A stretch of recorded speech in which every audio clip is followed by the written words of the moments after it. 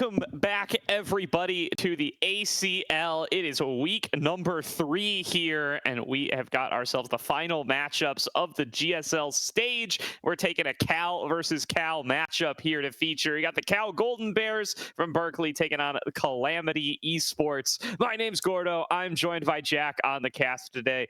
Jack, how are you doing, man?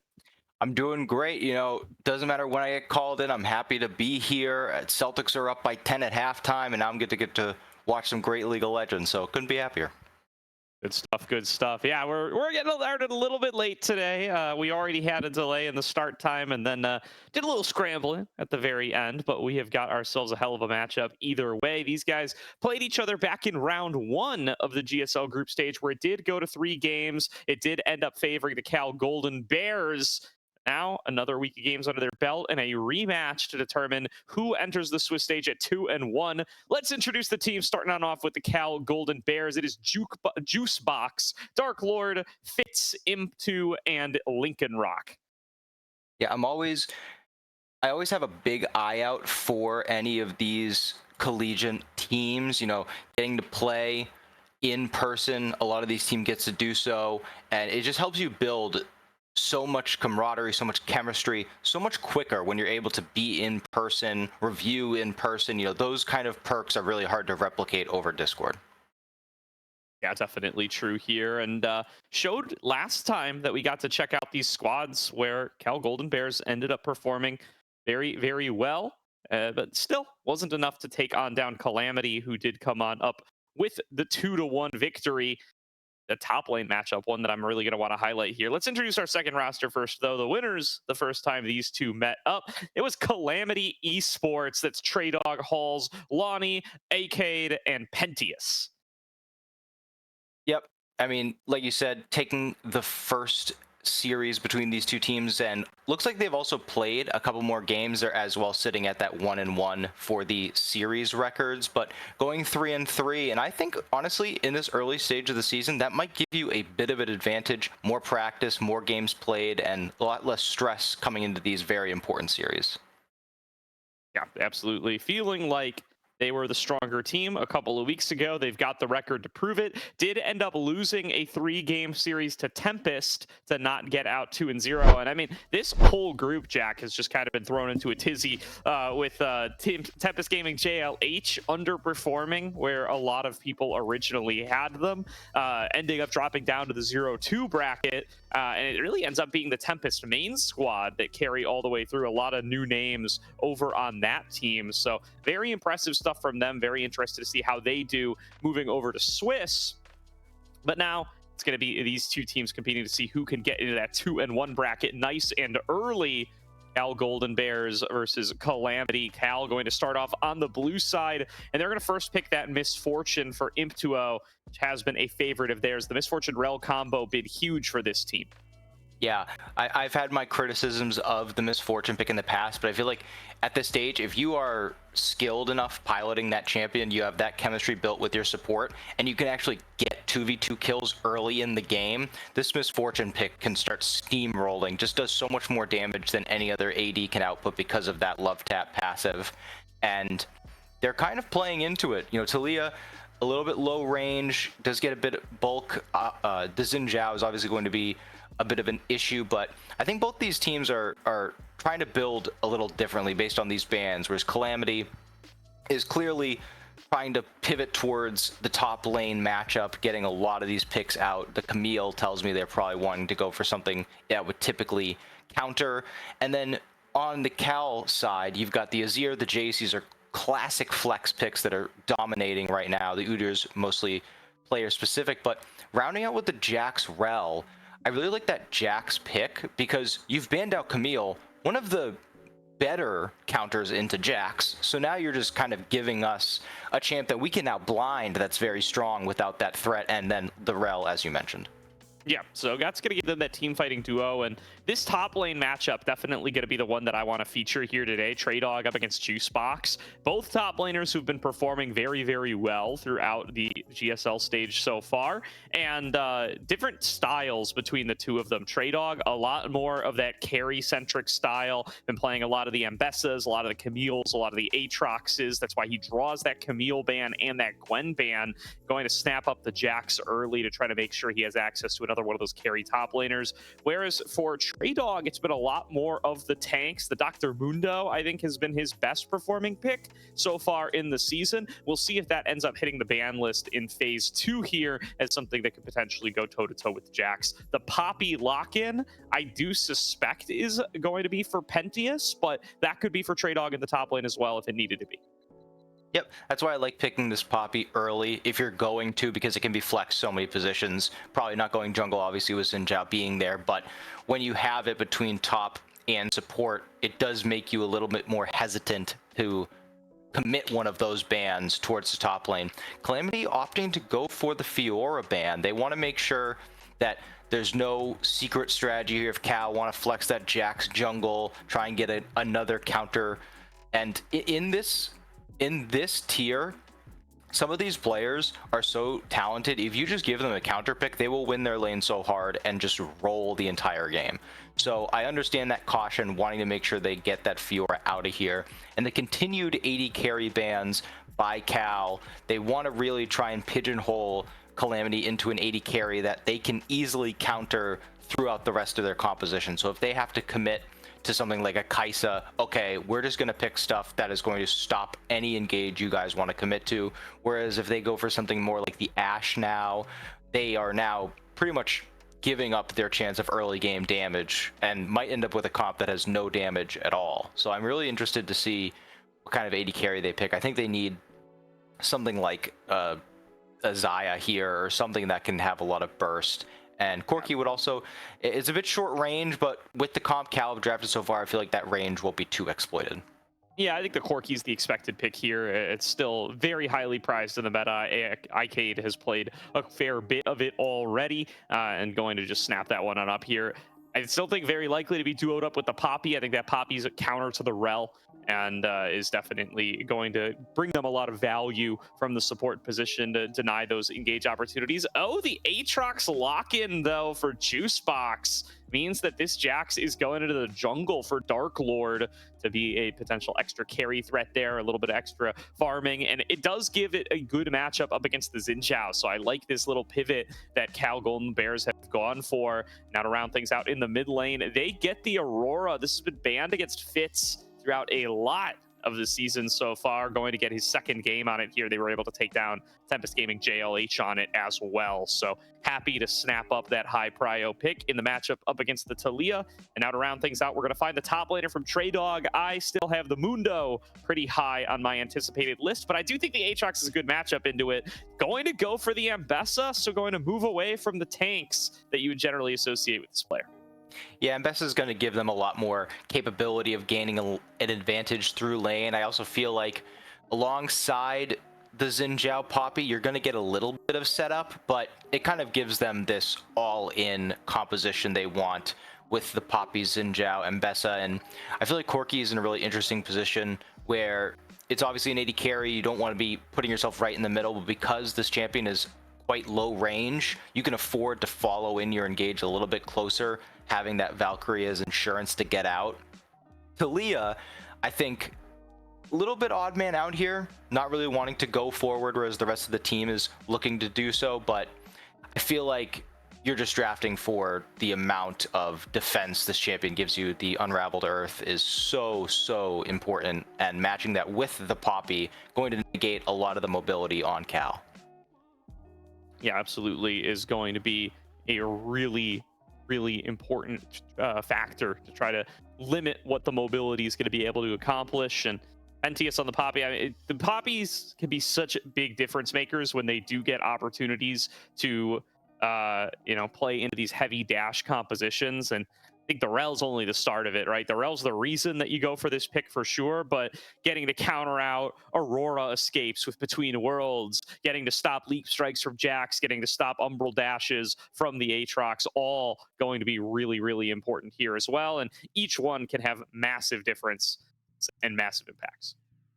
I'm a big fan of the Aurora champ right now. I think that it's fallen a bit too far based on some nerfs. I still think it is one of the most effective burst mages in the game. And when you see a composition that can very quickly, if advantages aren't gained early, fall off damage-wise, if Aurora finds an angle and can one-shot Corki or Talia, I don't see how Calamity can really win a team fight against all the defensive tools on Cal Golden Bears. But on the flip side, Calamity Esports have such great engage and pick potential. If Pentius finds you out of position, they can collapse so quickly with the Weaver's Wall, and with, you know, Public Execution having such range. Xin Zhao, I expect Xin Zhao and Poppy to really be joined at the hip for a majority of this game trying to find picks.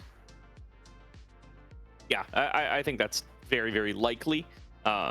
Really strong early game here out of Halls on the Xin Zhao is absolutely what you're going to be prioritizing. So have our eyes open to find out what the priority is going to be as far as which lane they head towards, right? I think in a vacuum, a lot of people would think you're going towards Trey Dog on this Ambessa. You want to try to shut down this Aatrox. You want to try to get this Ambessa ahead. It's your last pick, counter pick. And I think that's definitely a viable option, but yeah, it's not really what you associate with Trey Dog for the most part. And going to be interesting to see how he's going to be able to perform, because I think he struggled on this pick when he went for it last time up against Tempest.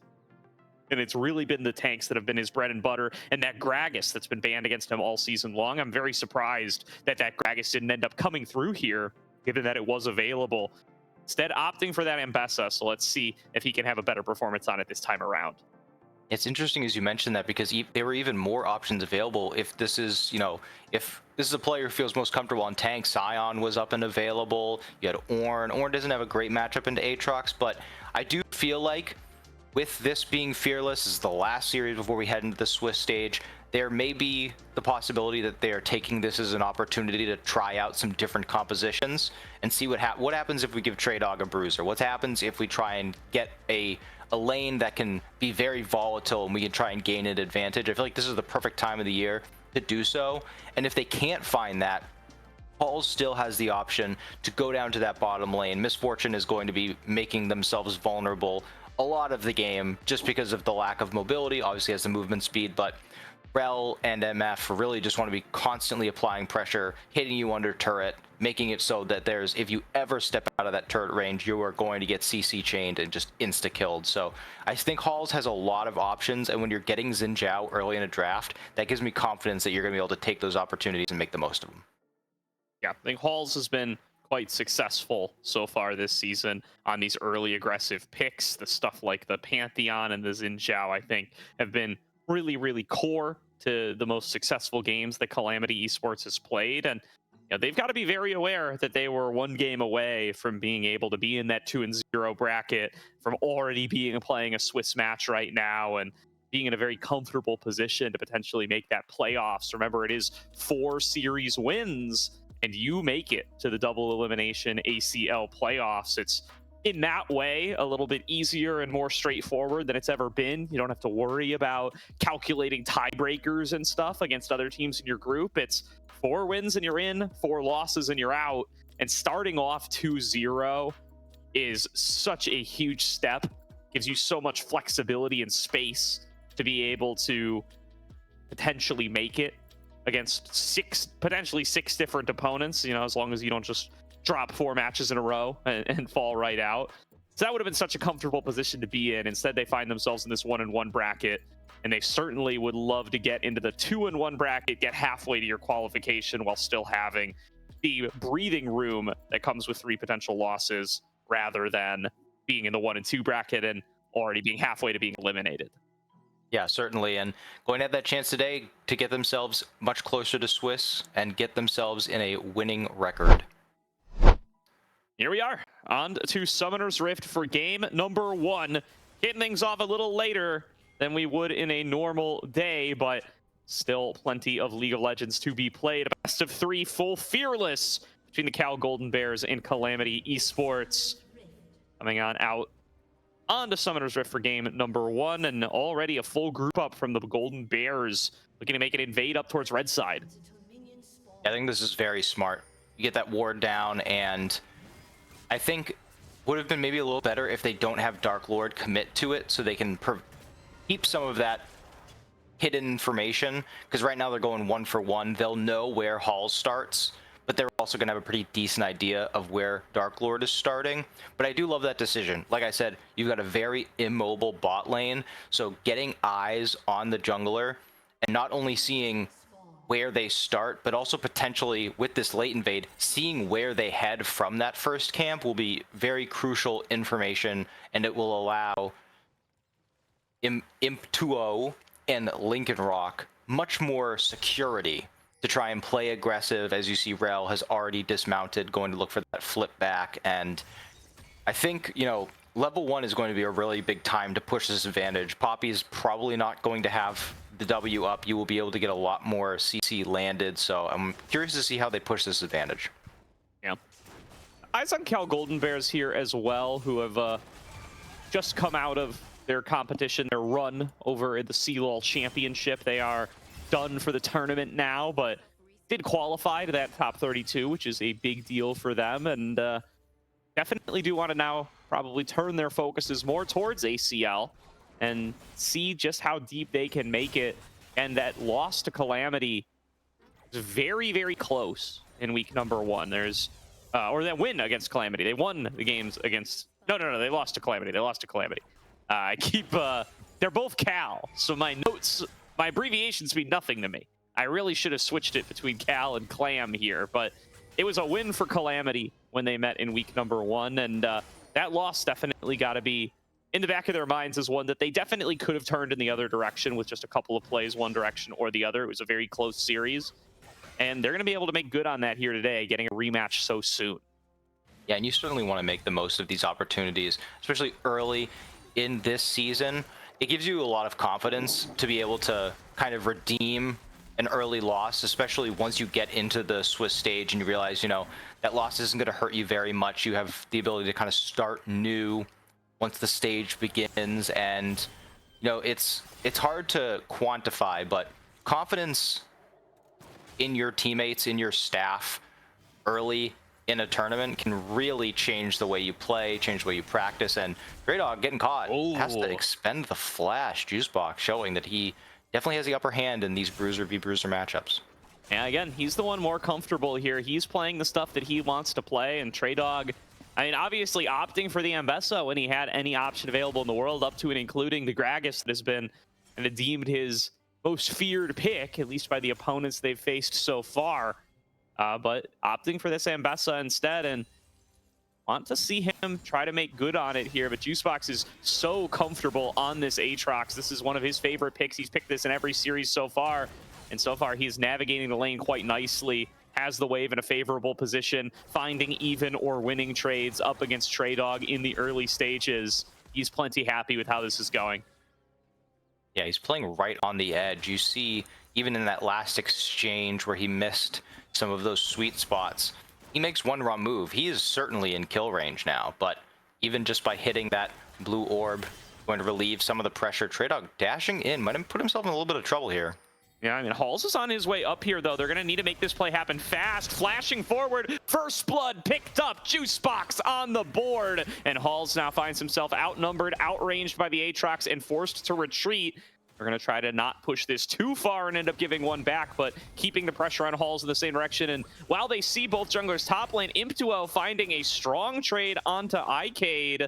And that could be a potential kill as well. You got to pay some respect towards this Rel. She's got the ignite. She sheds the shield. You get scooped back in here. That could be a kill in the 2 versus 2. Calamity, you have to play with respect. Yeah, I do like them taking this opportunity to try and find a back timer. They are going to stop those, but no mana on the Misfortune, going to make it a lot more difficult to find the amount of damage necessary to find a kill, not being able to use that double shot as frequently, just continuing to push in those waves. But credit to Icade and Pentius not losing out on too much farm. At one point, for a brief moment there, they were up in XP, so being able to hold their own in this lane that Corki will certainly scale better than Misfortune, especially if Misfortune can't find some early kills. I want to just briefly, since we had our first backs, take a look at the mid lane as they both just use teleport. Not a lot of action, as I feel like there tends to be in this skill level in mid lane, when especially when we're picking these mages that kind of want to just get to the mid game, just farming around each other. Aurora came back with that lost chapter, gonna have mana regen for the moment, whereas Talia going for those scaling options, picks up the Dark Seal and the Tier, probably thinking more so that they aren't necessarily going to be relied on early as a damage threat, so figuring they can scale up a little bit as we have the grubs spawn, and it doesn't look like either team is committing to any objectives yet. Yeah, not quite yet. It does look like it will be Pentious running into Dark Lord down here in the bottom jungler. Both junglers are there. Both mid laners coming as well. Could be a full-on 4-on-4 fight down into that bottom river.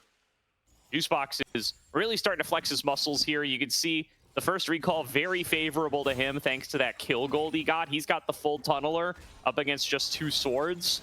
Big advantage in that one-on-one, and it's really showing as the fight breaks out on the bottom side. Weaver's wall coming on through. Lonnie gonna get stuck on the wrong side. Imtuo gonna have to flash back away. Dark Lord taking too much damage, focused on by the Corki Xinjiao Poppy. That burst is just too much, and Lincoln Rock about to see the burst for himself. It's a double kill to Icade.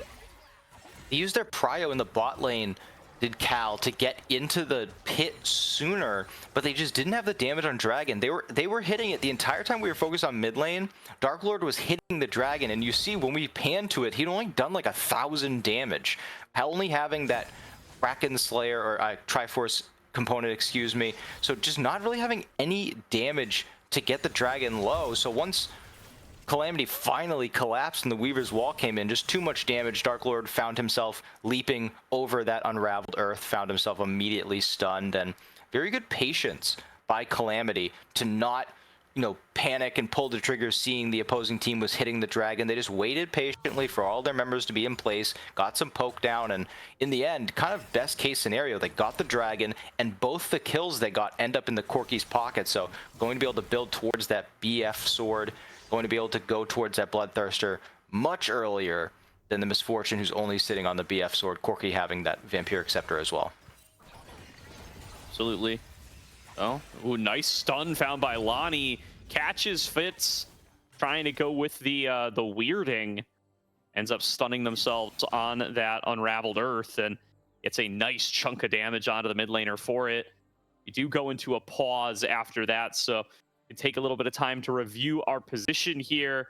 I still do want to highlight Juicebox and the position he finds himself in the top lane. He's got more minions in this wave, so this 9 CS lead is going to grow bigger as the waves clear out. He's in a really strong position here. Yeah, and with Dark Lord and Halls being up on the top side, they most likely have vision as we unpause the game that Halls is on that red buff at the moment. Almost certainly they know, because Jax is hitting his blue buff. We get the little spectator pause after the real pause, so they can, everything on Riot's side can catch up. They want to make sure they're all in the same spot. Looking down to the supports, I think just because of the gold earned in that last little skirmish, those 2 assists, Poppy able to fully complete the support quest, has those, I never know what the name of those items are, but the pants that go to Dead Man's plate. And what is that one? Vanguard something? Yeah, like winged something? Oh yeah, winged moon plate. There it is. So, I mean, one of the most broken stats in this game is HP. So Poppy right now, I'm sure, is going to feel unkillable in this bottom lane. If they're even there, Corki just ripping through Imtuo. Yeah. And now we're going to see a bit of a something in top lane. All the minions are frayed, but nothing will actually come of it. Yeah, Juicebox popping the ultimate there, but not catching Trey Dog with a Darkened Blade means that he doesn't get to extend the trade, and Trey Dog's able to just retreat back away. So will be a recall from both, a 16 CS lead as both waves reach parity. So very nicely done. Juicebox is going to go and spend some of that money. Doesn't have the TP ready for themselves yet, but does get to pick up the pickaxe and an extra ruby crystal coming back into lane. continue to check out on that matchup as it continues to play out. But wow, M2O in that trade bot lane. Icade taking the fight to him, lands a Phos Bomb and a big one back to back and takes nearly the entire health bar away from the Misfortune. 2-0 Corki, not to be trifled with in its own right, has a whole extra item in the form of that Vamp Scepter. The AD that is going to provide helps give you a little bit of edge in that damage trade between two BF swords. Yeah, and it's a good thing that they went for this build path, because if they were going for the more typical Corki build path, you'd be seeing the components towards a Triforce, towards a Muramana, and there simply just wouldn't be as much output in that little trade. You'd be able to use more spells, obviously, but the damage would not be the same. I think that this is the right build to go in this game, because you know that Misfortune is going to go the exact same build. So typically, I don't love the Bloodthirster first. I feel like it kind of sets you behind. You don't get as much damage. You're not building crit as quickly. But if you're building the same items as the opposing AD carry, it's not really putting you behind, as gonna have to commit. Yeah, Traydog choosing to dash in there is immediately punished, forced to blow the flash in the one-on-one as well as the ultimate, while Juicebox is about to get his back. Big win for Juicebox, although Traydog does have access to the TP, so will be able to just get right back in this one.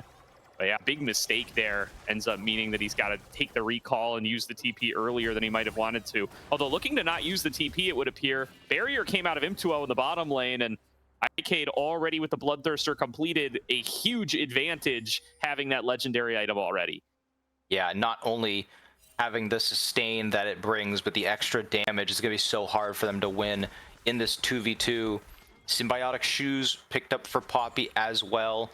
So once those roams start to occur, going to be able to get back to this bottom lane matchup much quicker. And now, as you see, just completely zoning M2O off of any wave.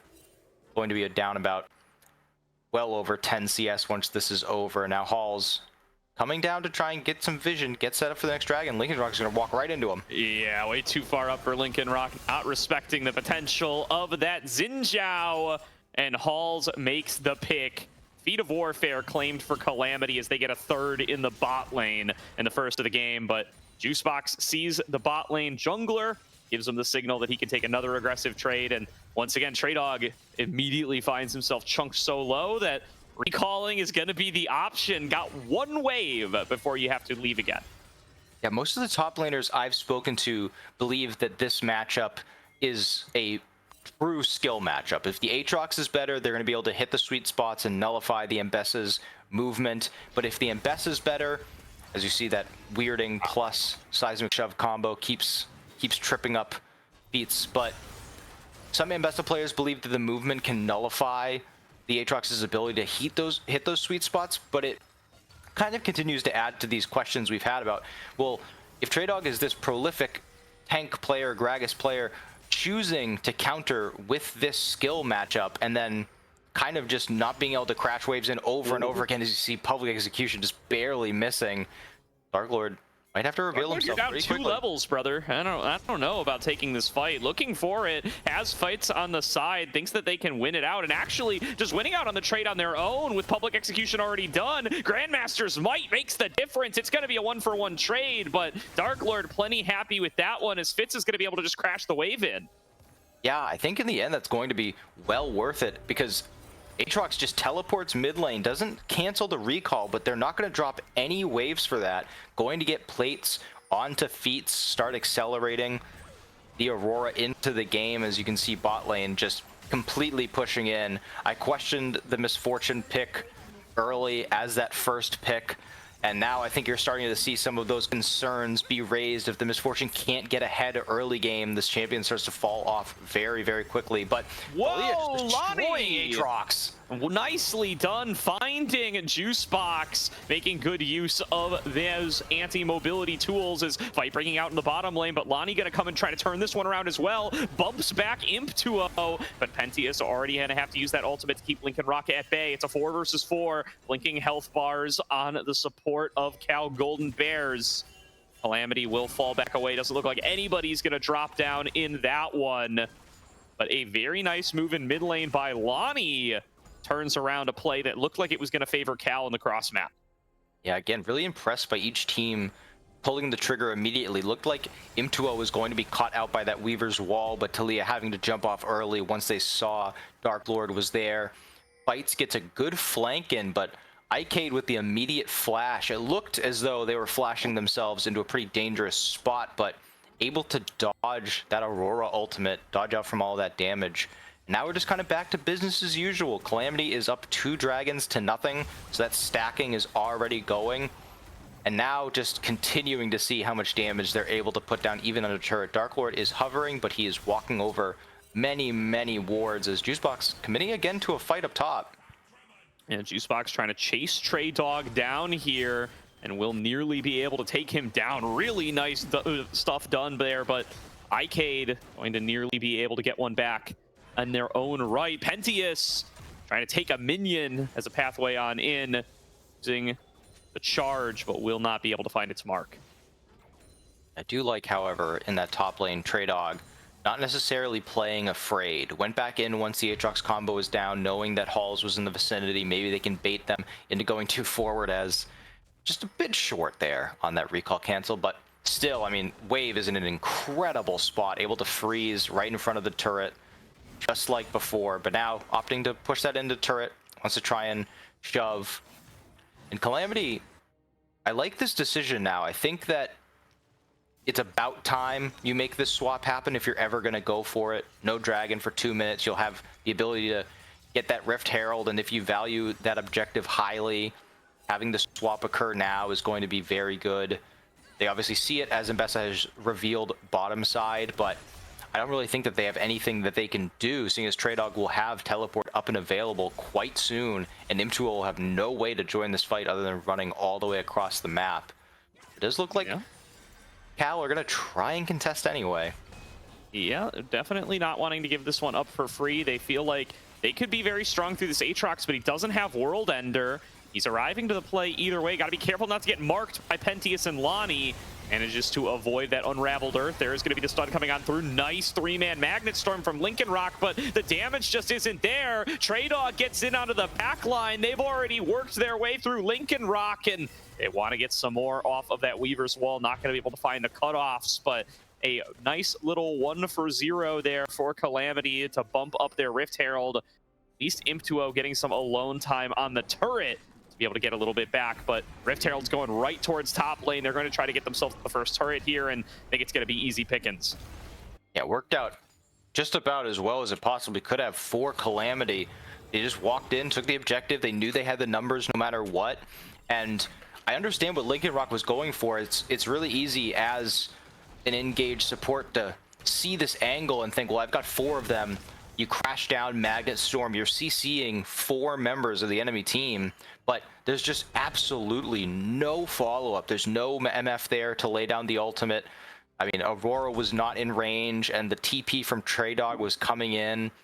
So, I mean, there's only so much that the Triforce Jax jungle can do in terms of damage, and the concerns I was having about Calamity's draft falling off damage-wise if they didn't get ahead are now showing for Cal. I mean, Aurora is going to do okay, but the angle has to be there. It's public execution on him too. Yeah, M2O going to get focused on by Trey Dog. Nearly going to get taken down, but does have Dark Lord there for the backup. They will back on away. Pentius not going to have the ulti on cooldown. Let it spin all the way down. Juicebox going to be able to get this top lane turret. Icade nearly going to be able to get the mid lane one, but the Dragon is going to be started up. This is going to be soul point for Calamity. They've just been slowly winning all of these objective bouts. Cal Golden Bears don't feel like they can give it for free, but their strongest member is not here, and 2 more get punted away by Pentius. This Dragon is all Calamity. Pentius. This is one of those games where if you are really in touch and know what you're watching, you're going to see how good Pentius has performed on this Poppy all game, zoning the bot lane off CS for so long, consistently landing poke, which on Poppy is not the easiest thing, being able to commit to engages without putting themselves in threat, and then the objective control, not only earlier at that very first dragon fight, getting multiple stuns into walls, only having the 0-0-4 kill score, but I mean, really, really impressed with what I've seen from Pentius so far.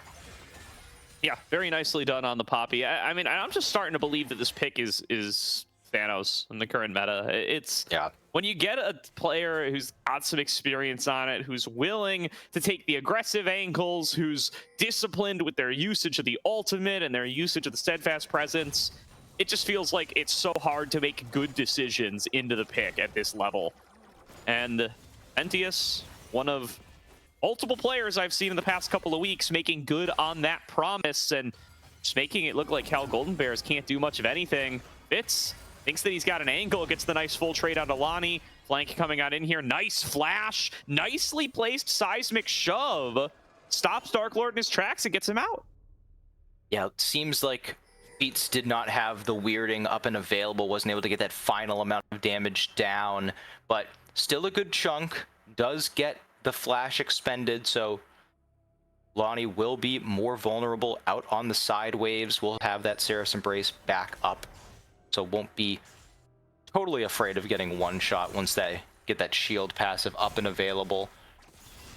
But we are seeing a bit of a reset with 3 minutes to go until Dragon Soul. Cal really have to find any entry. You know, they're not too far behind, but with mid turret going down into another pause, you're seeing Calamity. You know, this is how the best teams win. They don't necessarily constantly beat you down and win 5v5s all across the map, but they, even with the advantages Calamity has they just kind of bleed you out. And you're seeing advantages in mid lane and in bottom lane opening up in terms of CS.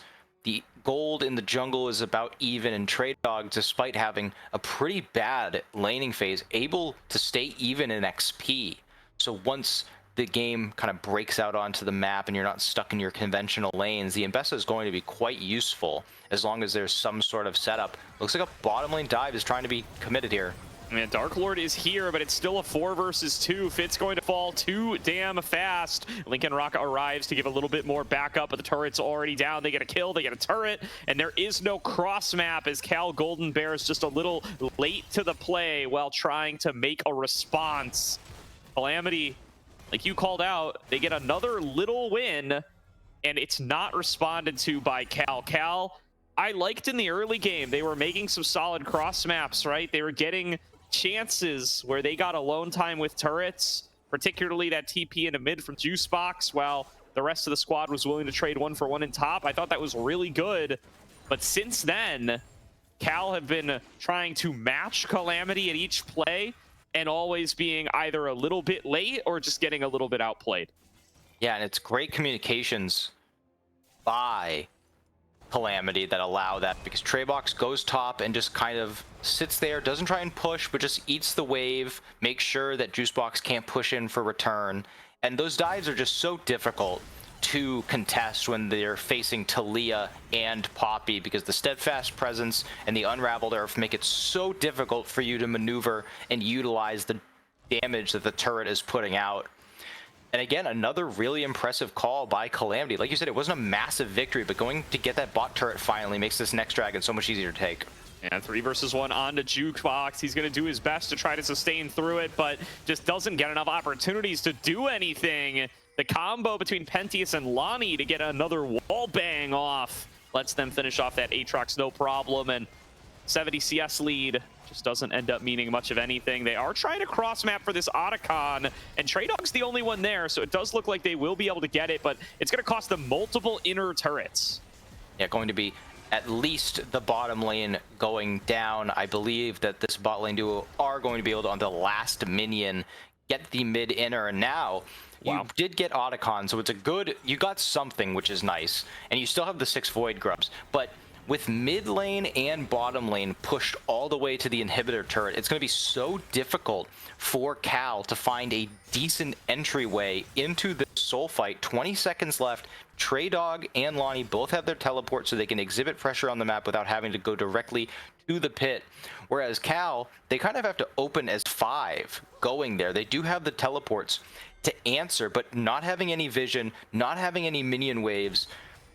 You see right now Aatrox bot lane pushing, but they found a pick.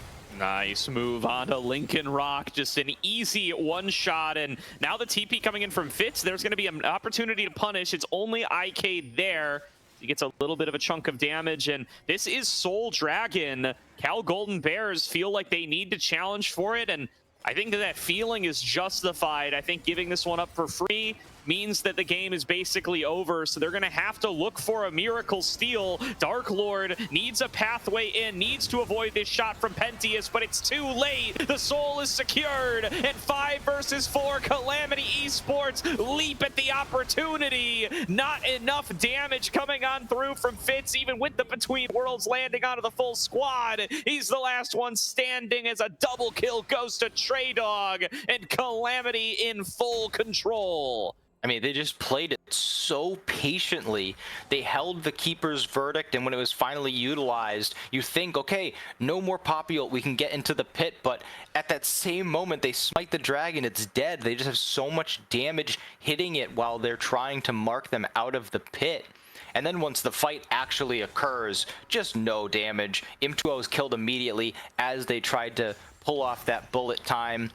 But it's just such a quick collapse, and while they do get 2 members killing Lonnie and Pentius, it's just so difficult for the remaining members, the Jax, the Aatrox, not going to have nearly enough damage to take out some of these high damage output champs on the other side. And did get some wards down onto this Baron, utilizing that uptime on the map, but going to be immediately wiped out. As you got to start thinking unconventionally. If you are Cal right now, you're gonna have to try and find some unique ways to make a way into the fights, to try and exhibit some pressure on the map, because a traditional 5v5 front to back is not something that they're going to be able to execute with a 5k gold deficit. Definitely not. And I want to call out, just because I think this game really got completely out of control after that Otacon. Something that I've been seeing a lot lately, I feel like League of Legends is a game of heuristics, although actually Juicebox and Trey Dog might be taking this fight all the way. Give me a second here. We might get to see an Ambessa solo kill. Juicebox not quite having the sustain advantage when that Ocean Drake is there, but all right, they're going to back on away. A lot of people, a lot of the game's heuristics, right? It's just knowing that things are good and doing them time and time again because you know that they worked over the course of, you know, possibly up to 15 years of playing the game. People are used to taking Baron, getting the enhanced recall, and getting back. You can't do that with Otacon. It takes just as long to do. It still tells the team that it's been taken. Wow, this fight's getting a little bit close. Flash out from Trey Dog. Juicebox nearly going to be able to win it out. And I guess I'm not finishing this point because Trey Dog's going to take him down while the Baron falls to Calamity. He finally decided, he's like, you know what, screw it. I'm sick of this guy bullying me. I'm sick of him poking me. I'm just going to engage, and if I die, I die. And he's able to time the cooldowns well enough. Aatrox didn't have the Q available and just unloads all of those abilities, all of them dealing damage, decides to just roll onto the Aatrox. So does finally get that kill. I was worried for a moment. Juicebox was kind of putting him in a blender there for a minute, but does end up finally getting the kill. And you see the gold is now neutralized between Trey Dog and Juicebox. So despite some early game woes, I feel like he may have shown that the ability to pilot this Ambessa within the skill matchup maybe isn't there just yet. But once the game kind of breaks out, Trey Dog does show that they're able to utilize this champion to its best to help the team win the game. And I think that's really going to be what they take away most, as you see gold in the other lanes. Paul's able to do a very good job this game, kind of going unrecognized, but I feel like this is the best way for Xin Zhao to operate in a pro-style game of just kind of acting as that front line, creating a barrier between your back line and your front liners, using that crescent guard to stay healthy as you just whittle down and push back enemy front laners. So really impressed with the entire lineup of Calamity in this game. Yeah, very nicely done across the board here, I think. You know, Trey Dog still not really giving me a huge amount of confidence in the Ambessa, but is able to stem the bleeding enough, and now is showing up in these later game fights and executing at a decent enough level that the team is able to make it work. And, you know, Halls focuses towards bottom lane and makes it count, as they do build up enough of a lead for Icade to show up in these fights. Cal Golden Bear is going to need to look for another plan coming into game number 2, unless they can stage some kind of miracle here, but it feels like this one might be all over but the crying. Incuba's Verdict runs out. They are trying to find some early poke, but they're just letting the minions do the talking, is Calamity. And now Trey Dog really feeling the confidence. Weaver's Wall comes out. They're trying to push for the inhibitor.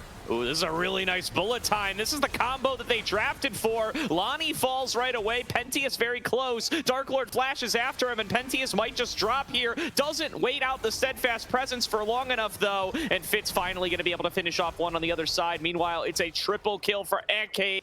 Make it a quadra kill for Aegis, and he wants to turn it into a pentakill, but the Aurora might just be too far away. Come on, Fitz. He's not going to give it to him for free. Instead, Calamity going to have to settle with a quadra kill and a game win.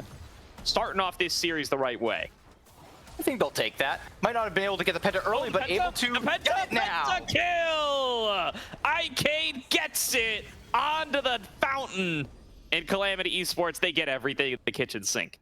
I mean, that's just about the best way you can end this game 1.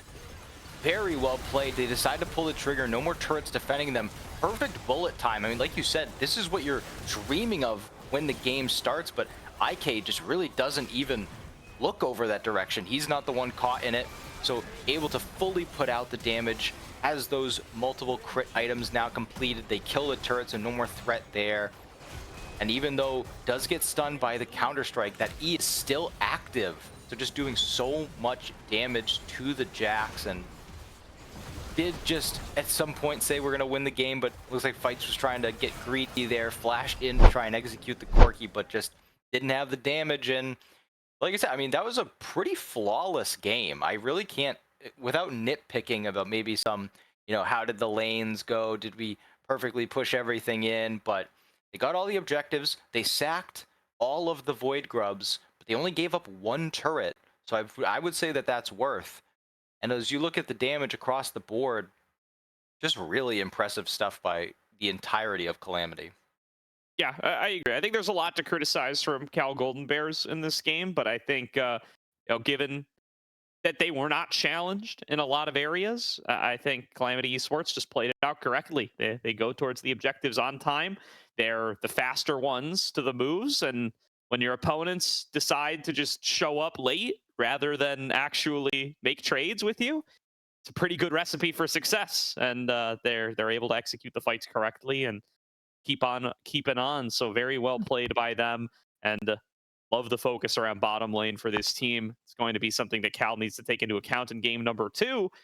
They want to make sure that they don't end up falling behind like this, because that's a lot of these. It's a lot of resources dedicated in the draft to trying to hold down Aegis, and he just locks in Corki, one of the most popular champions on the patch, and gets himself a pentakill. So that strategy didn't work. Let's get back to the drawing board and see what we can change around.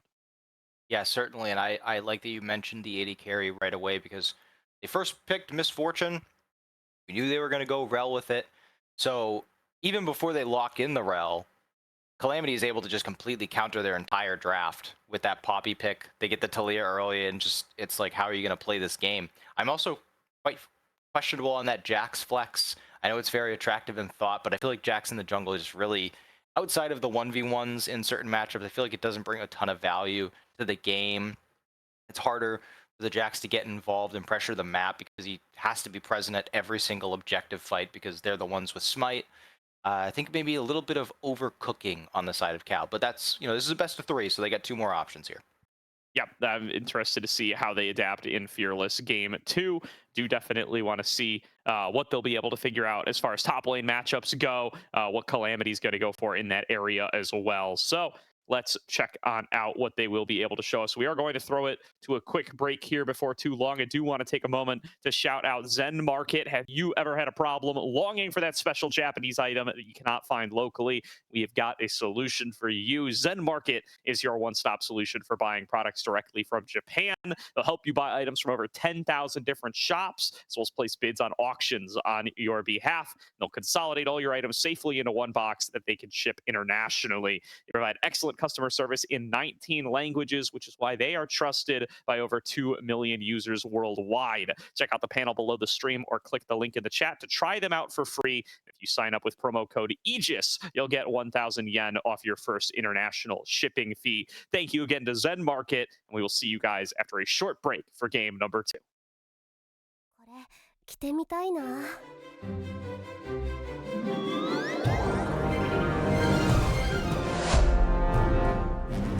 ここだって衣装の数がこんなに。迷っちゃいました。ウィッグをお探しです。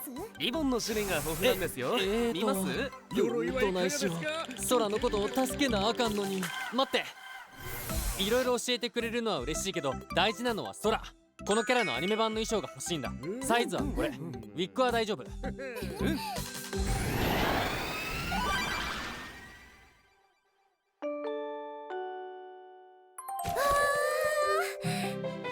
がとう、全マーケット。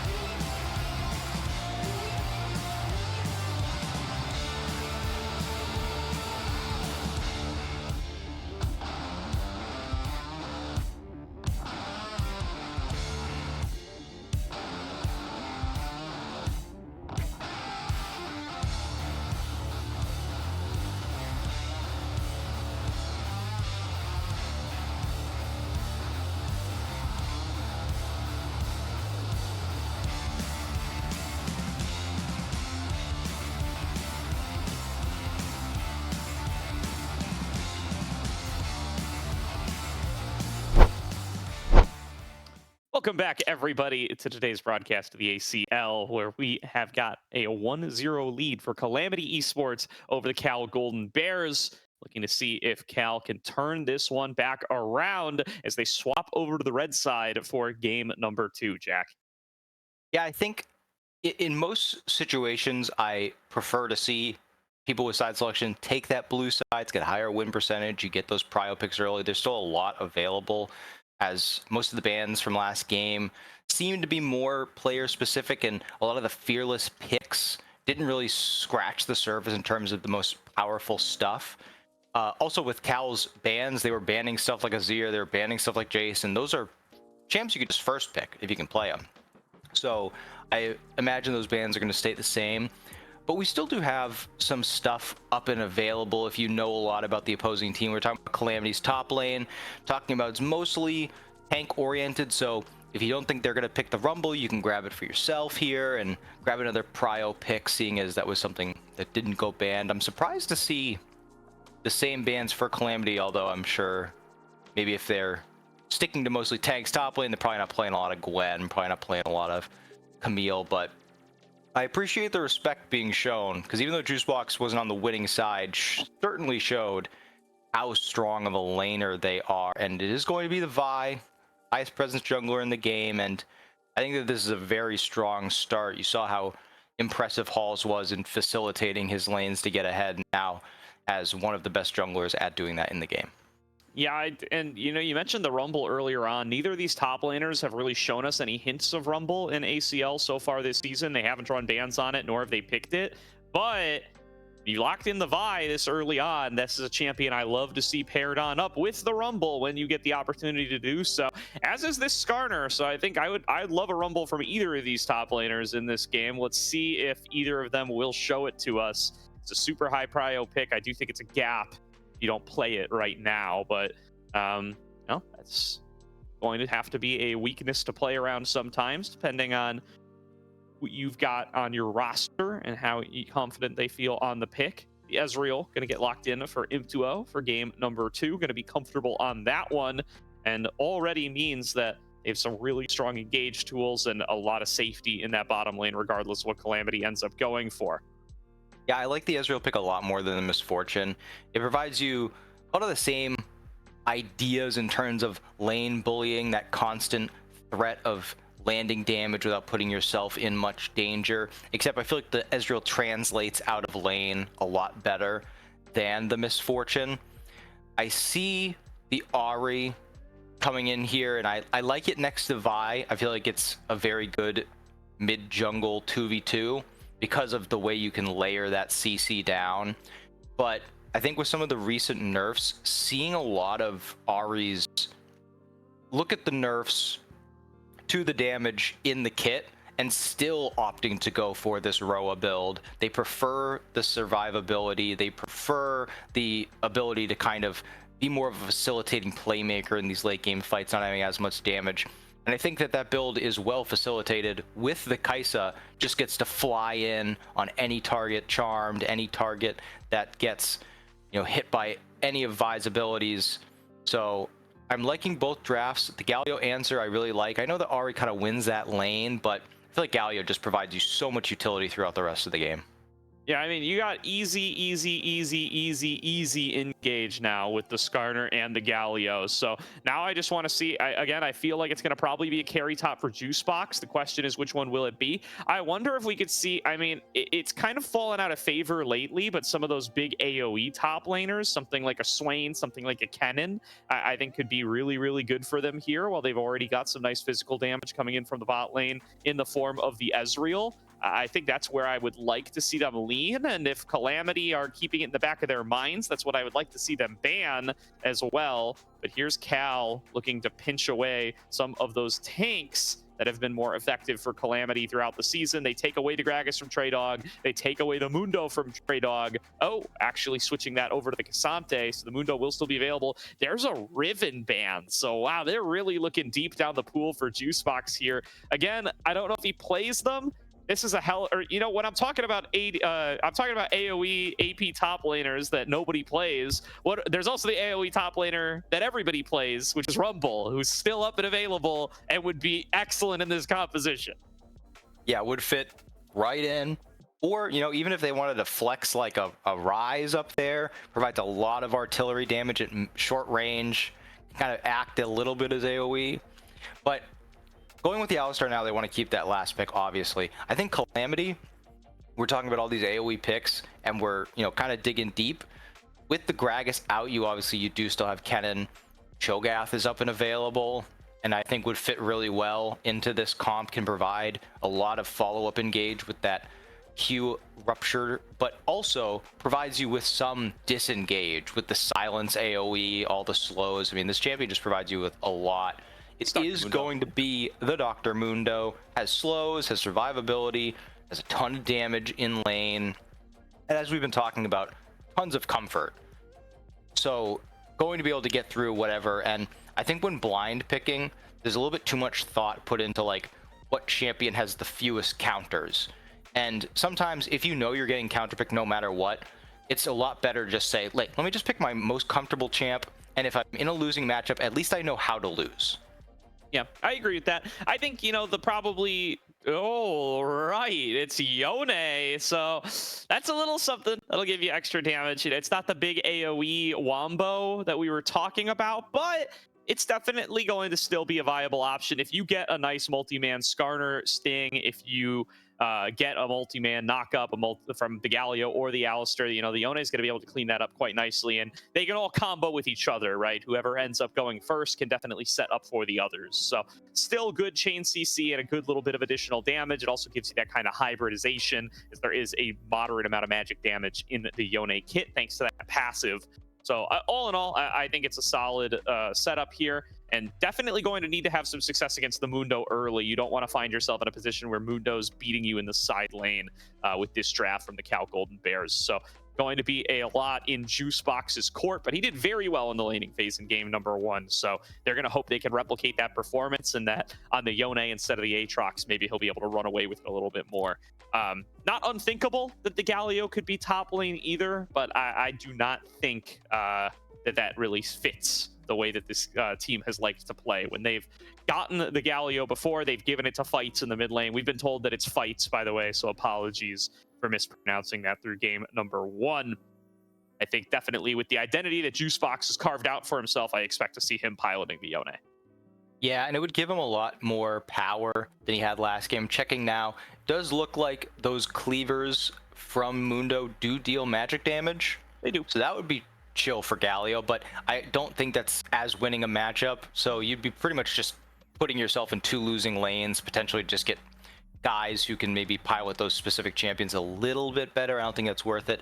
The one thing that Yone does give Juicebox in this game that they didn't have last game was easy access. Aatrox struggles a bit to find that backline, find those damage dealers, because you've only got that one small dash in your kit. Whereas Yone has so much mobility and will be able to easily find their way onto Kai'Sa and Ahri, especially once the latter's mobility is used.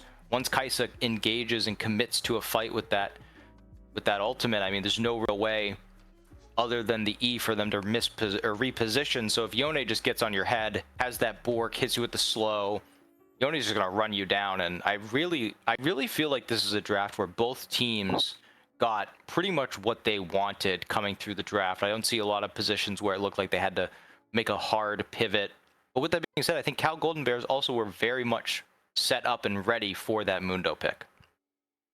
Yeah, I agree here. And I like the point you were bringing up about Trey Dog just going towards something that's a little bit more comfortable for him. I do think that there's a lot to be said for that. I don't think it's the worst matchup in the world to play the Mundo into the Yone. I think there's an argument to be made that if you're a professional team and you have a top laner who plays everything at an equal level, or at least that you want to say plays everything at an equal level, you would probably go for Sion here if you want to play a tank top laner. But what difference does it really make? I don't think it's a massive difference in matchup, and Trey Dog certainly going to feel good about being on the Mundo, going to know the limits of this champion, and can maybe even throw Cal Golden Bears a little bit off comfort by piloting this champion well. It was one of their wins over Cal Golden Bears the first time these teams met was on the back of the Mundo. Their one win against Tempest in the 1-0 bracket was on the Mundo as well. So 100% win rate for Trey Dog on this pick so far in this season.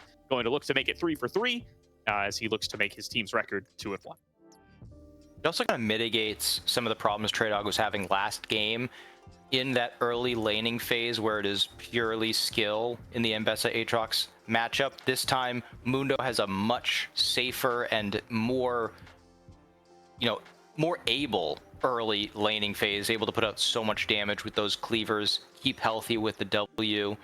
So we'll be able to fight back more, and Vi is going to give you a lot of options to find kills in lane. And I want to look at this jungle matchup next. I think that this is kind of what a lot of teams have settled on as like the two best jungles to pick right now when Xin Zhao is out. Vi is super high prio, and the Skarner nerfs from a few patches ago seem to have mostly affected the damage, but still a very effective CC frontline tank. And like you mentioned, being able to use the ultimate to just lock down members, and when you have big AoE champs like Rumble, able to kind of just hold them over the burners. But when you do have more skill shot oriented stuff like Ezreal, make some easy targets, it's able to set up layering of CC very easily. So Galio is probably going to get some massive ultimates, some massive taunts, and it does kind of make it harder for Calamity to commit to some of these fights where, Vi, Ahri, Kai'Sa, Nautilus, they all have to all in to utilize their kits to the fullest. And Skarner is going to provide a really good disincentive to want to commit to that. Yeah, for sure is. I do want to see Halls and Lonnie play together. I think a little bit more this game than we saw from them last game. Would really be a strong duo for them. If you're not going to go for the Vi Rumbles of the world and things like that, and Vi Talia is of course going to be off the board because Talia was selected in game number 1 already. Vi Ahri can be in that same boat. It can very easily guarantee you a kill. 2 versus 1, just a very reliable gank setup. Even up against something like the Galio, it's not going to get too tanky. You have moments where you're level 6, and he probably does not have the whatever that AP Sunfire Cape item is called. Hollow Radiance. Hollowed Radiance. Yeah, there's going to be time where Hollow Radiance isn't completed yet, and you could probably one-shot with the Vi Ahri combo. I definitely want to see that at least once this game, especially when Fights is likely going to be shoving in your lane all day long. Yeah, and I do have some concerns for both rosters, a little bit more for the side of Calamity, similar to last game about damage output. If Ahri's going for that Roa build, Vi's damage falls off very quickly.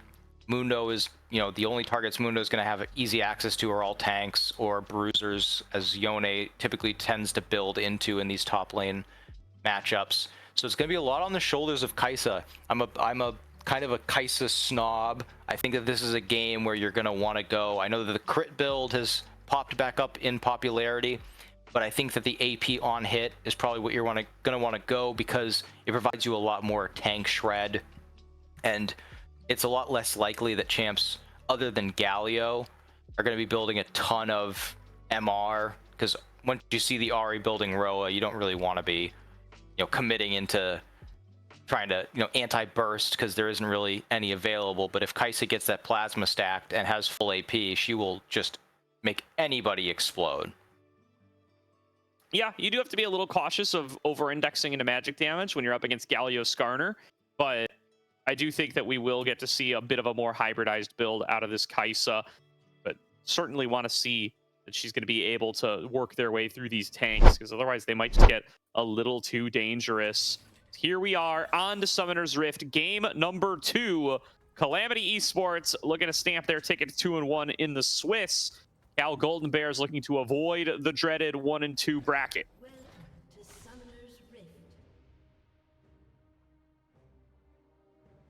Right away, I'm seeing in the rune choices, Imp2O opting for that press the attack gives you a little bit more threat in lane, but I still feel like the lethal tempo provides a lot of damage in the mid game when you're able to fully stack it up and you're hitting all your Qs, all your autos.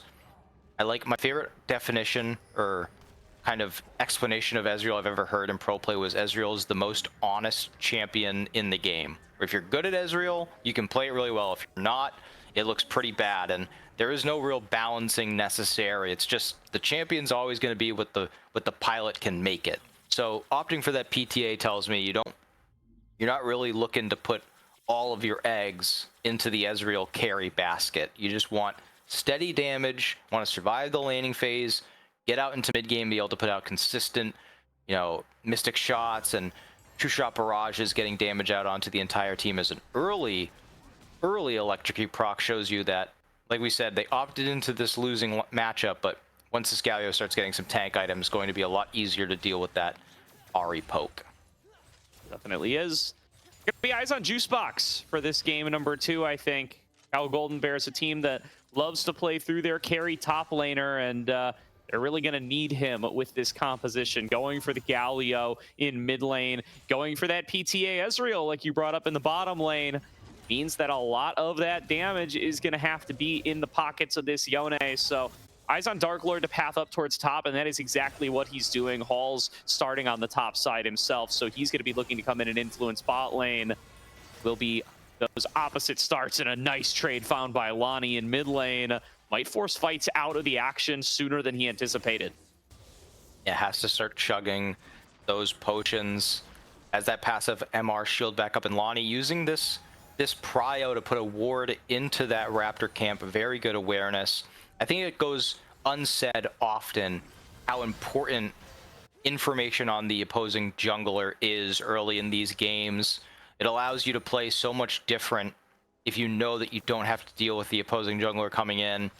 And as you see, each team is pathing in opposite directions. So now Halls and Lonnie could potentially try and set up some sort of a dive, knowing that Skarner won't be able to respond. They could just kind of let Im2O and Lincoln Rock push out and try and find a gank that way. Or they could just know that they have an uncontested option at the Scuttle Crab and know that they can maybe get it back before they go head to it. Just gives you a ton of information, as one of the options I talked about was allowing Im2O and Lincoln Rock push out here. Looks like that is the option they are going to go with, knowing that Skarner can't respond, as fights, excuse me, is just getting continually destroyed by all of these abilities in the mid lane.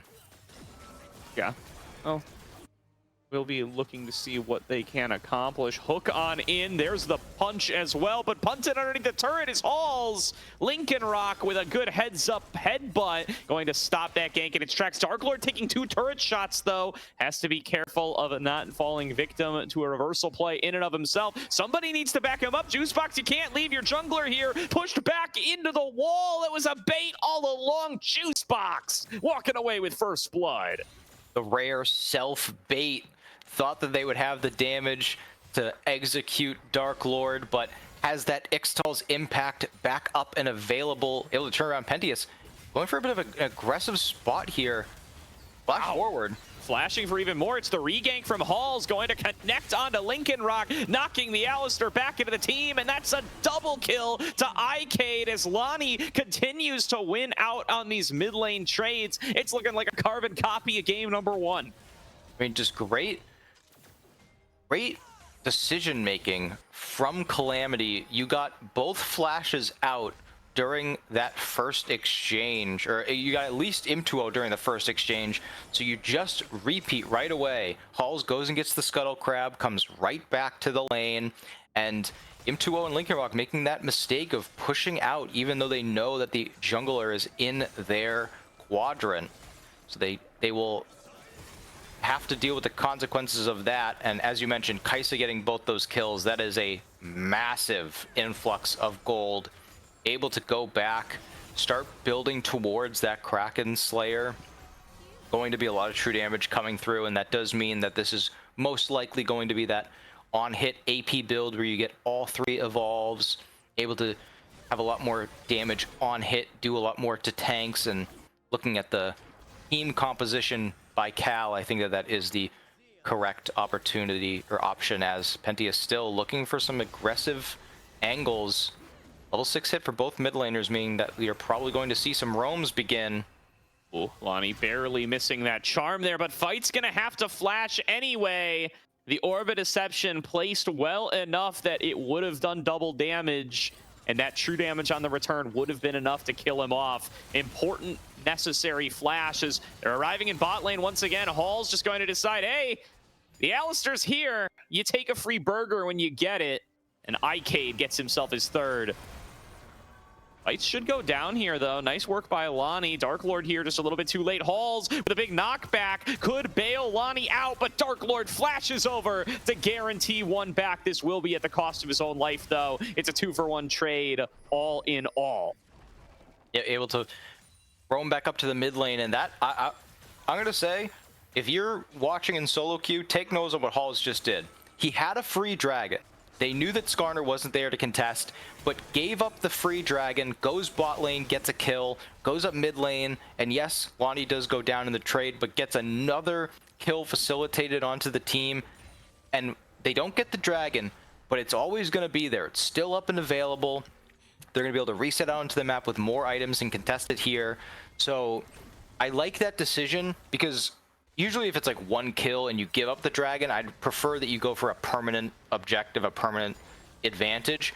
But in this situation, you're getting Kai'Sa even closer towards that item break point. You're going mid lane and allowing that trade to come through so Skarner doesn't get free reign of the map, and making sure that Fights doesn't get too much of an advantage from the jungle helping there. And as you can see, they are going to swap the map. So opting to go for the Grub prio in this game. Not as concerned with the dragon stacking. Want to fully utilize the side lane pressure they will have later from the Mundo. Going to be so difficult to kill for most members of Cal. I think that this is going to end up being a pretty good decision for them, as you see already the lack of response from Cal. Yeah, I think that's a fine decision for Calamity, but Kyle Golden Bears not responding the way they need to, in my opinion. I think you need to swap Fights up to top lane and Juicebox to mid here. You're never going to kill the Mundo anymore. You can't have your primary carry stuck in this 1 versus 2. You're already going to be going for the dragon. Luckily, Calamity didn't contest you on it, but you need the strength of that Yone to be there for these. And the fact that Fights is just constantly getting shoved in and made to look foolish by this Ahri, I think you need to have Yone in that matchup. Yeah, especially seeing as now Juicebox not only having to try and farm under tower, but also losing a lot of XP. Going on in onto Dark Lord here. Nice bailout coming in from that hero's entrance. A double taunt as well underneath the turret. Halls takes too much damage and Fights. Gets 2 back for it. Imtuo arriving to the play in time now. Going to look to see how much of the rest they can clean this up. This is a big play for Cal. The double impale from Dark Lord setting them up. And Juicebox is about to get himself on the board as well with a second.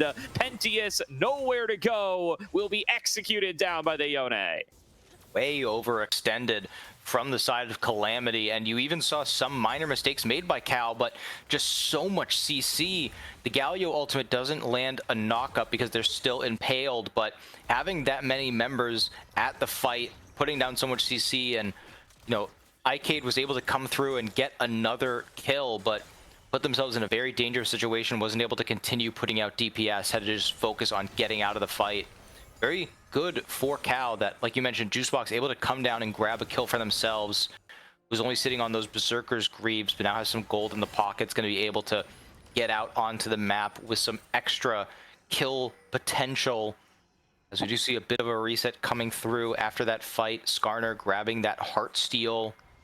Galio working towards that Hollowed Radiance, and still trying to get some items is Juicebox and Imtuo, who also, speaking of Imtuo, great collapse into that fight, was able to be there, be the actual damage dealer. See a bit of a meeting of the junglers here over the bot Scuttle Crab, but interesting pincer here. Yeah, nice double knock-up here, connected by Lincoln Rock. Dark Lord about to get the Impale back. It is here now. Imtuo there as well. Flash forced by the Impale as Halls has to retreat. Fight's going to fall back as well. All in all, though, I think that is a good trade of resources. The lack of Impale, though, something that you'll have to keep in mind for the next few seconds. I don't think any objectives are going to be up, so you should just take that lack of flash as a win. and not play over aggressively with your hand now.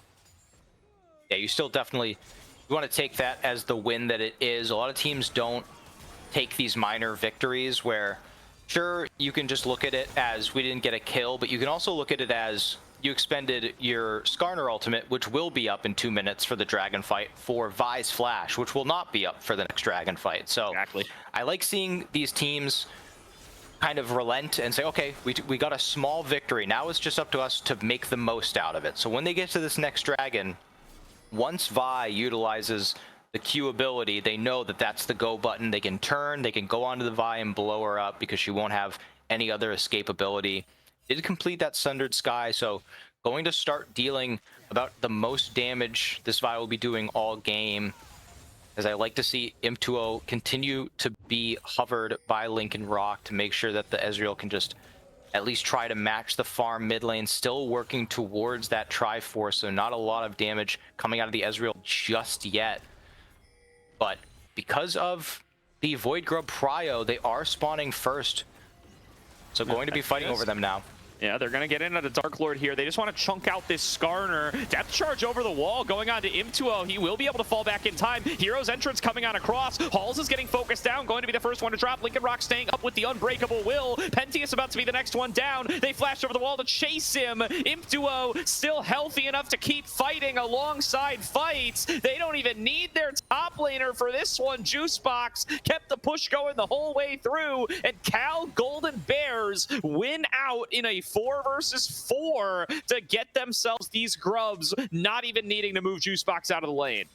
They utilize their survivability so well as Juicebox trying to get over the wall fails that E a little bit, but Oof. I mean, Galio comes down, and you mentioned that they were trying to just blow up Skarner, but just they don't have any damage at this point. Vi just cannot put out enough to take down the Skarner through all the shields, and then once the Galio ult comes through, that was another fight where they didn't have Impale, but now they find fights, has to flash out. Probably didn't want to have to do that, but we got the grubs. It's 3-3, and now with Dragon spawning in 5 seconds, looks like with the tempo they have, this will be uncontested for Calamity and will bring us to a 1-1 Dragon score, but still a pretty big win to stop that Void stacking, even out the Dragons. And Skarner is wrapping around, going to be on Vision, but they might try to contest this.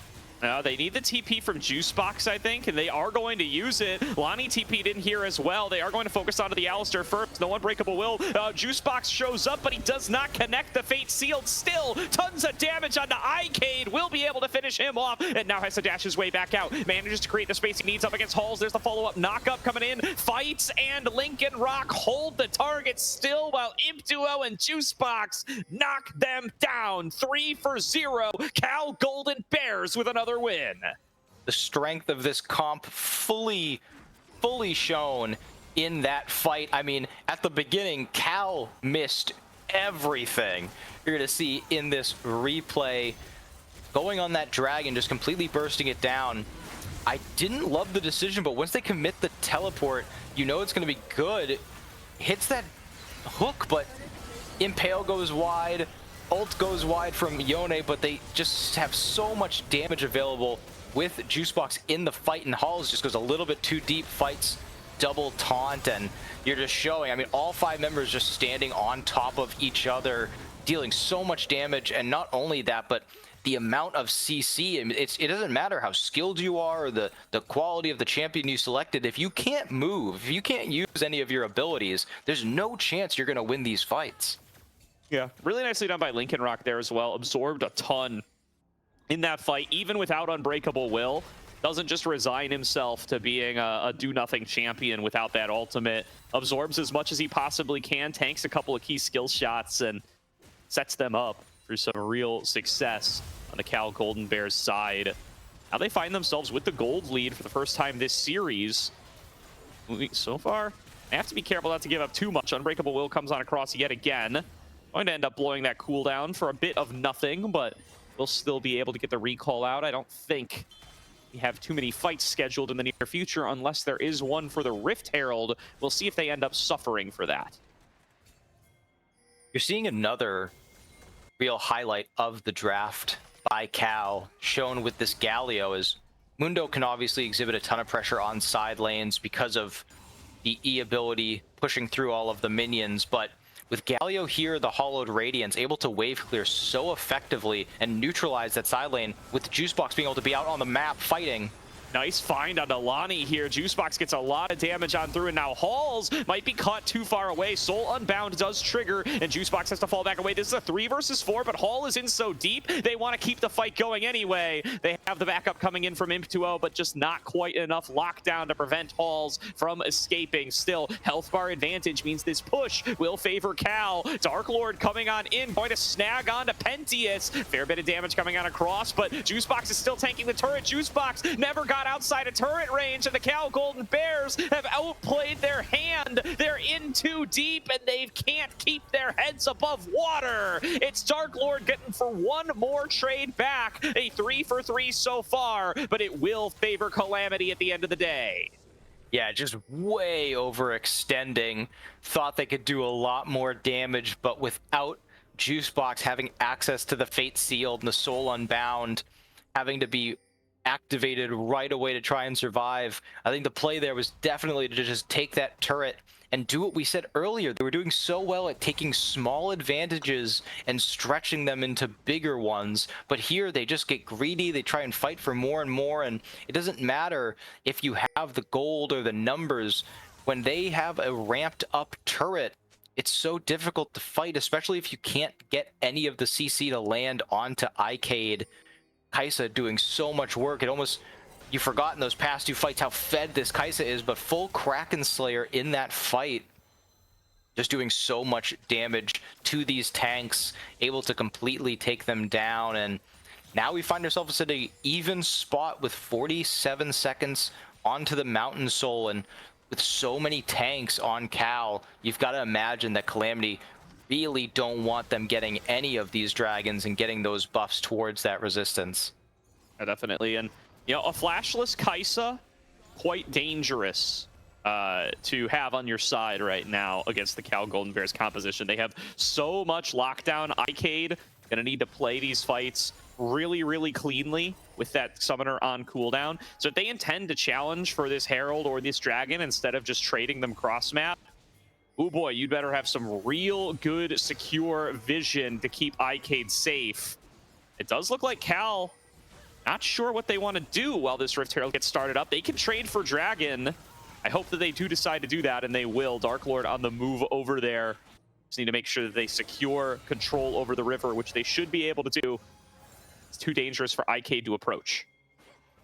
Yeah, it's a very disciplined decision for Calamity there to just take the Rift Herald. They noticed they didn't have the push, as I don't think that Flights is actually that vulnerable here under tower. No, he is not. Clears out that wave in no time flat, and Lincoln Rock is there for the punish. Nicely done by Cal Golden Bears to punish what is Calamity trying to double dip, make 2 plays at once, and they cannot do that. They needed to fall back and pay some respect for the time that they paid to do that Rift Herald. Now Lonnie might be up a little far as well, going to have to blow the Spirit Rush to get away. Yeah, I mean, again, not respecting the pushing power of this Hollowed Radiance Galio. Now with no Spirit Rush, looking for the dive. Dark Lord certainly has the damage. Yeah, Lonnie now going to get found out here. Nice flash, should avoid the Ishtal's impact, but the Impale will connect either way. Nicely timed charm, though, gets him nearly out. Dark Lord with a flash toss of the rock will give him one more. Icade in here trying to clean up, will get taunted, but Fights is done for. Dark Lord is in here too deep as well. It took too long, and Lonnie connecting that charm made such a difference. Looks like it will likely secure them 2 kills, as they will lock down Dark Lord, and they will funnel 2 more kills into Icade. Lincoln Rock will be chased down in the extended play. They can just keep chasing. The ultimate has worn off. Now Icade's gonna have access to the E up soon. Hits the Void Seeker, but doesn't have the follow-up. But you're seeing, like we mentioned, almost forgetting how fed Icade is. 2 completed items, completed boots.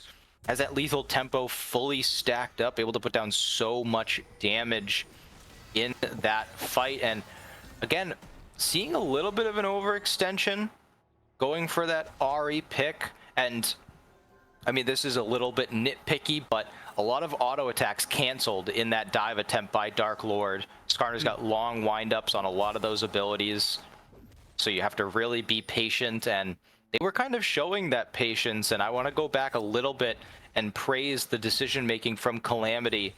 I mentioned how badly they probably want to contest these dragons, but they recognize Juicebox has too much push bottom lane. They can't contest with Im2O in the mid lane, pushing those waves over and over again. So even though they really want to contest the dragon, they recognize they probably don't have the fight. Just grab the Rift Herald, not the preferred objective, but we got to try and get something. And that was something that we criticized Cal for in last game, the inability to just take the cross map play and try and just make the most of the options that they have available. As now Ping's out on the map, they're trying to clear out this bot turret Calamity. They want to try and get as much standing gold off the map as we sit quite even, about a 400 advantage towards Cal. Yeah, it's about as even as you can hope for at 22 minutes. A much closer game than game number 1 off the back of some really nice fighting from Cal here. I do think this turret's going to fall. Fight's not at risk, as he does have Dark Lord in his back pocket.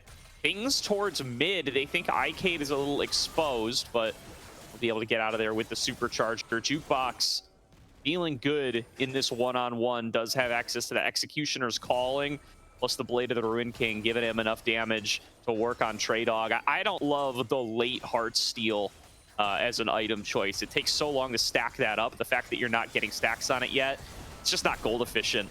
And Juicebox looking to actually complete a full solo kill here, but Icade arrives to turn it around. Nowhere left to go. He's unstoppable as he hits double-digit kills on the Kai'Sa. The roaming Kai'Sa will get you every time, has that Nashor's Tooth fully completed and is able to just walk up topside, grab yet another kill. And I think going back just a step, I'm happy to see, as we talk about build paths, the build path that Juicebox has opted for. I see a lot of Yones go for Bruiser. They avoid all of the crit boost that he gets, and I feel like this is the most optimal build. You find a sweet spot of survivability and damages. Fighting over this mid turret. Yeah, knocking him back away. Big heroic entrance, but it is still going to be 4 versus 5 once this Mundo arrives. He's TPing behind to the Rift Herald. Trey Dog with a massive flank. One already down as Juicebox is trying to TP in, but he's going to arrive to a fight that has already been lost. Icade diving into the back line off a triple kill. 1 versus 1 with the top laner, and he wins it out for another quadra, his second of the series. Can he turn it into a penta? I don't think Im2O's gonna give it to him, but Calamity with a massive win and nearly a pentakill off the Void Seeker. I was hoping he'd get back-to-back pentakills, but just fully utilizing the Kai'Sa kit to the max. As we see this replay, Hall's in a sticky situation, knocked so far without his team, but utilizing Unstoppable. Look at this Nautilus ultimate on 3 members, so well used by Pentius, and all of that damage that we showed that was lacking early game, these tanks are starting to fall off as Icade has essentially full build for this Kai'Sa and is just melting them. You're able to dodge most of the Yone damage as the Acathian Rain will give the quadra kill.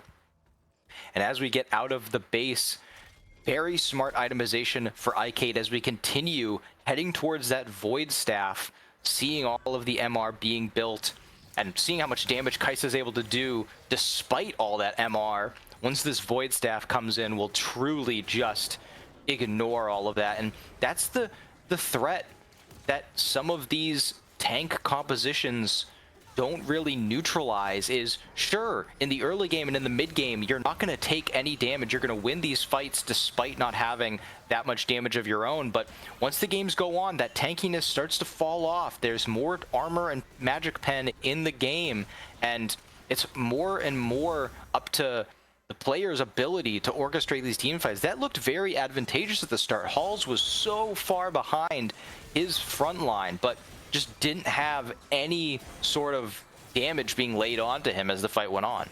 And you just gotta believe that they lost track of Trey Dog's TP timer. Trey Dog, a fantastic TP onto the back line. He turns that into a 5 versus 4, and it's a 5 versus 3 by the time Juicebox arrives as the 5th member. Too much of a difference in time. They don't fight on even numbers. Cal is at a disadvantage for the vast majority of the fight. Very, very little of it is actually played out 4-on-4, and Trey Dog makes the difference with that TP arriving to the fight much sooner than Juicebox. Yeah, and Juicebox, when they're just not able to lay down the damage, I feel like they've got to get back to what was working, and that's Juicebox being on the side lane, pressuring, not grouping up. Looks like they're going to try and collapse on him here. Yeah, can he get out here? Fate Sealed comes out early as the depth charge used the soul unbound, so he's about to blink back in, and Lonnie will be waiting for him. Massive taunt opportunity, connects onto 3. Heroic entrance is a little too late, but Icade was caught in the impale. Dark Lord finds the critical target in the back line, and that will turn this into a 2-for-1 trade. Juicebox fell down, but he bought enough time, and Dark Lord made the move to take down the carry. They do have Trey Dog pushing in the bottom lane, so they're going to have to get this Baron quick. They don't have a very quick Baron take. Pentius and Lonnie looking to try and disrupt, but a great pulverize by Lincoln Rock might end up with him being dead, but I mean, they're barely touching this Baron, and they just lost their inhibitor turret. Yeah, not quite going to be able to take him down. Now going to have to try to make this Baron happen, or Trey Dog takes their inhibitor. They will be able to get it. The inhib is done for, so Trey Dog gonna make the trade cross map. Not the worst thing in the world for the Golden Bears. They do get the gold off the Baron, and they will have the buff for a little bit of time. Yeah, and that team fight, much, much better execution by the Golden Bears. They utilize all of the CC in this composition, and where they lack damage, they were able to make up for it by preventing the enemy team from dealing any damage. And you pointed it out, the Impale landing on Icade is just so crucial, because not only does it prevent the damage, but it gives you the best opportunity you're going to have of locking down the 15-kill Kai'Sa. And now, with that Baron buff, not only does it give them the ability to potentially push in waves themselves, but it also just buys them a lot more security and makes the threat of Calamity pushing them in so much lesser. But Lincoln Rock caught out here. Looking to get the fight started into the back line onto Imp2O. The follow-up will arrive in the form of Lonnie, and they take the Ezreal down right off the bat. Juicebox not able to finish off Halls. Nobody's able to get onto the Vi to get that last bit of damage, and now they're just getting to rip through them one at a time. Juicebox finally finds his way onto Icade, but the fight is already done for. Fights was not present for this one. It was a 5 versus 4, and Calamity win it out yet again. Luckily, Fights is here now and has Baron buff, so maybe able to hold off the end of this Gotta game. play responsibly with it. Has the Hallowed Radiance. Yeah, the minion wave, it's just taking too long to spawn. Now it's here. Big taunt coming on through. Will connect onto 3. Halls connects the knockback. Both Nexus turrets have fallen, and it might just be too little and too late. Lincoln Rock arriving to the scene. Imp2O here as well. Will they be able to get these turrets down in time? Trey Dog is just too damn tanky on the Mundo, and Calamity Esports take the series 2-0. The week 1 matchup, the only fluke was that they dropped one in the first place. They're going to take down the Cal Golden Bears in dominant fashion. Really impressed with their decision making there at the end of the game. I think most teams would have just backed off and said, well, you know, the most we're going to get is inhibitor towers. They respawn anyway, but they remain committed to making that the end of the game. They just hit the turrets. They hit the TP in from Trey Dog running in. And as you see the gold graph, they got quite behind early in this game, but they never flinched. They were prepared. They still tried to go for these fights that seemed advantageous. And Juicebox in that last fight, I get the idea. You flash in and you're able to kill the Kai'Sa. That seems like the biggest threat. But if you trade your life for it, it really isn't worth it, because that means you're not going to be there for the defense. You're not going to be there for the rest of the fight. So I understand that 1-for-1 looks good in the moment. You get the big shutdown, but really ends up being the end of it, because Galio may be able to kill the waves, but just doesn't have nearly enough damage to kill any of the champions. Had 2 needlessly large rods, so was going towards that Rabadons, but as it stood, not enough damage to kill the members. Not at all.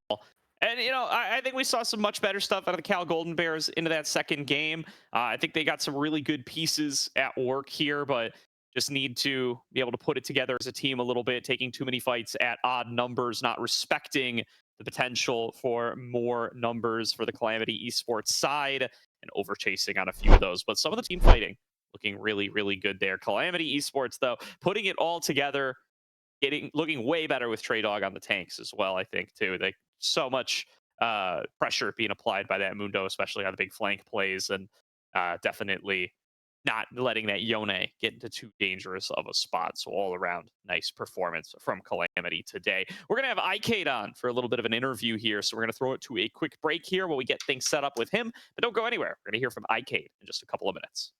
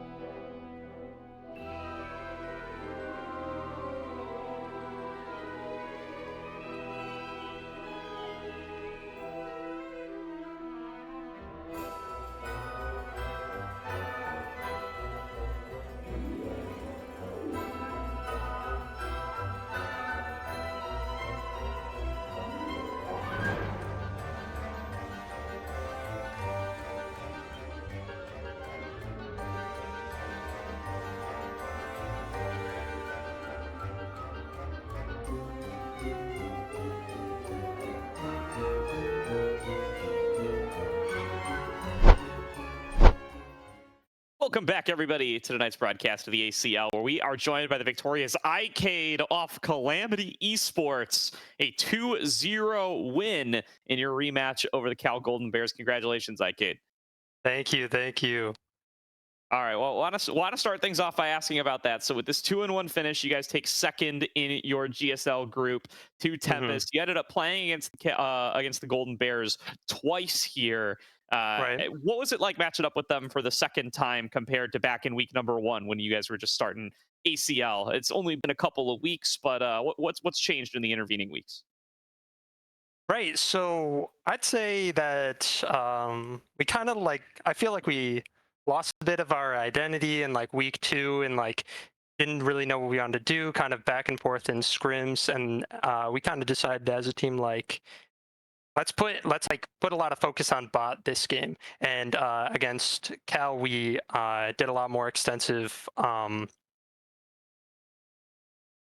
drafting. Like we made sure that we knew what they were going to play. We were ready for their bans. We were ready for our picks. I mean, the Kai'Sa game, I mean, they were like Trist or Kai'Sa, and I was like, I think we just go Kai'Sa here and we just rip it, because I just saw it. I was like, I think this might just be really, really strong here. You decided to go for that, the on-hit version of Kai'Sa, and I want you to talk a little bit to how that second game, early game, was going, because you obviously got a ton of kills, but there was about 2 or 3 fights in a row that really went Cal's way. So what were the comms like to keep you guys going and knowing that you still had an angle to win that game very well if you just kept, holding your own throughout the rest of the game? Right, yeah, comms were kind of like, whenever people were like starting to engage or like maybe looking for something, it was kind of like, hey, like me, Kaisa's not there, just like take it slow, let me like get prio mid.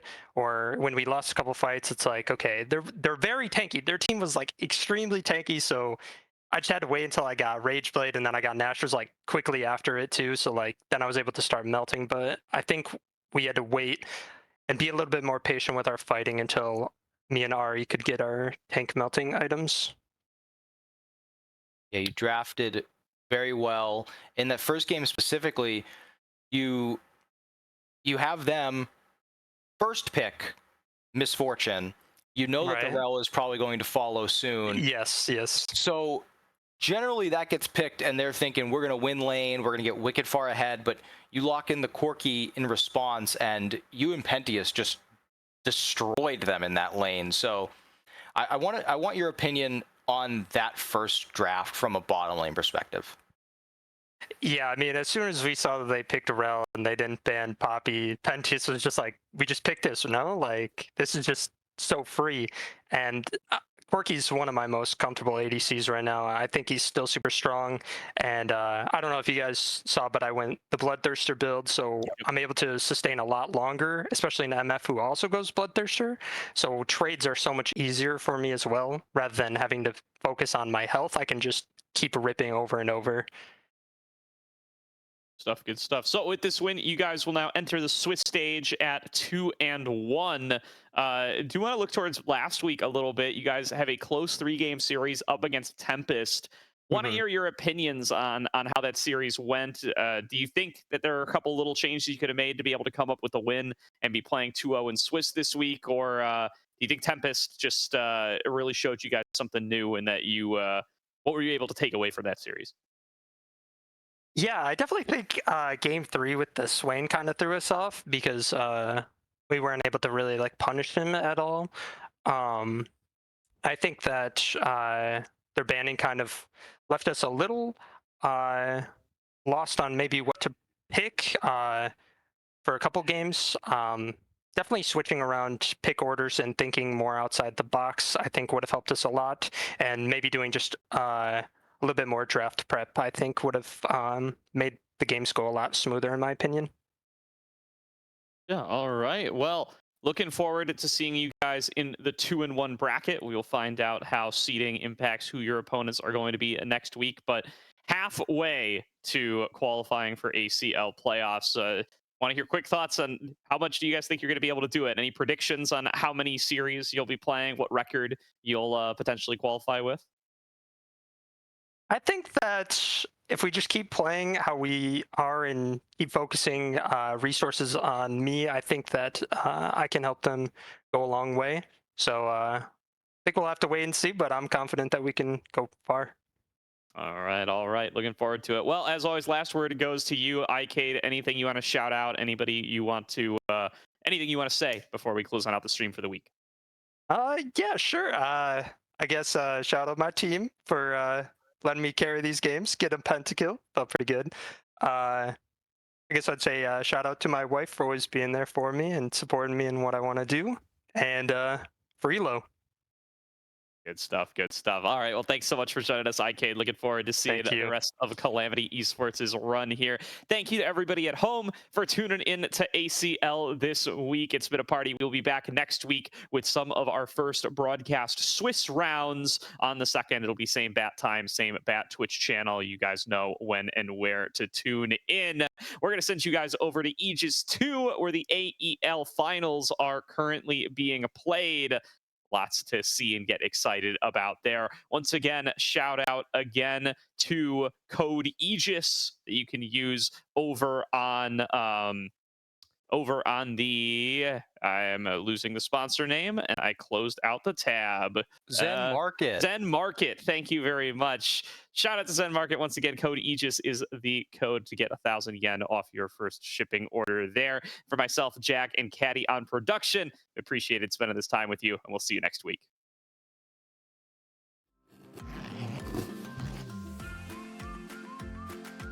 Zen Market. Zen Market. Zen Market. Zen Market. Zen Market. Zen Market. ありがとうございます。ありがとうございます。ありがとうございます。